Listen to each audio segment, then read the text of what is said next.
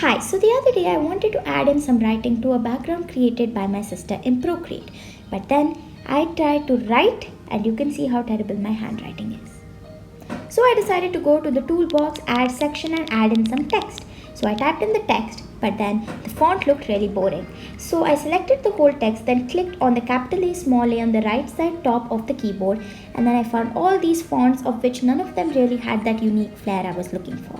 So then I opened Safari and went to dafont.com, which is a free font downloading website, and then I found the font that I was looking for and downloaded it. So after I downloaded the font, I went to the Files app on the iPad and I opened the zip file which had been downloaded. There were two versions, that is .otf and .ttf. Both of them could be imported into Procreate. So then I went to the font section in Procreate, clicked on the import font on the right hand side, then selected the font in alphabetical order, and that was it. Have a great day. Don't forget to like, share and subscribe.